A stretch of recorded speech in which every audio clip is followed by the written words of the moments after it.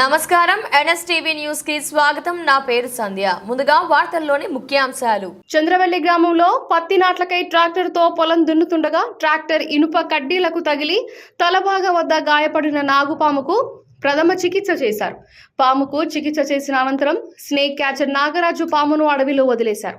Veterinary doctor మాట్లాడుతూ వర్షాకాలం ఉన్నటువంటి పరిస్థితుల్లో వ్యవసాయదారులు పొలాలకు చేనులకు వెళ్లే దారిలో అప్రమత్తంగా ఉండాలని, చీకట్లో వెళ్లే సమయంలో తప్పనిసరిగా టార్చ్ లైట్ పట్టుకొని మాత్రమే ప్రయాణించాలని, లేని ఎడల విషపూరితమైన పాముల కాటుకు గురి కావాల్సి వస్తుందని, అలాంటి విషపూరితమైన పాము కాటుకు గురైతే మనిషి అపస్మారక స్థితిలో వెళ్లి చనిపోయే పరిస్థితి కూడా ఉంటుందని, అందుకే వర్షాకాలం తగు జాగ్రత్తలు తీసుకోవాలని తెలిపారు.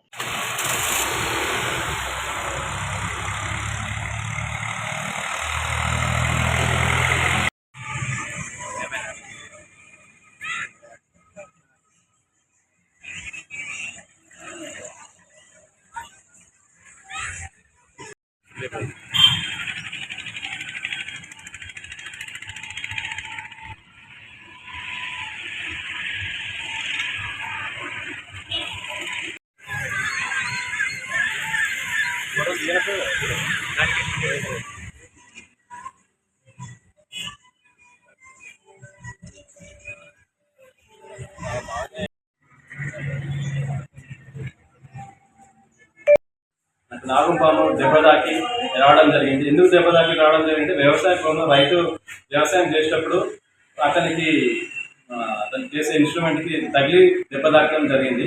అది ఒకవేళ రైతుకు తగిలితే కంపల్సరీ పాము అనేది రివర్స్ అవ్వడం జరుగుతుంది. కాబట్టి రైతులు తమ యొక్క పొలాలకు వెళ్ళేటప్పుడు కంపల్సరీ కొంచెం చెక్ చేసుకుని మరి మీరు వ్యవసాయం చేసుకోవాల్సి కోరుతున్నాము. ఒక 10 మీటర్లు 20 మీటర్ల దూరం ఉండగానే మీరు అబ్జర్వ్ చేసుకోవాలి. టార్చ్ పట్టుకుని వెళ్ళండి. నైట్ పూట అయితే, మార్నింగ్ పూట అయితే వాటర్ ఉన్న కడ కూడా పాములు చాలా కొడుతుంటాయి కాబట్టి వర్షాకాలం స్టార్ట్ అయింది కాబట్టి కొంచెం అబ్జర్వ్ చేయండి. ఎందుకంటే ఇప్పుడు మనకి వచ్చి పెద్ద నాగుపాము, అది చాలా వయసు గల నాగుపాము. అది ఇట్లా రివర్స్ రైతుకి ఏమైనా జరిగితే మాత్రం వెంటనే అపాస్మెంట్ స్థితికి వెళ్ళిపోవడం, చనిపోవడం కూడా జరుగుతుంది. ఇది మనకు వచ్చిన పాము.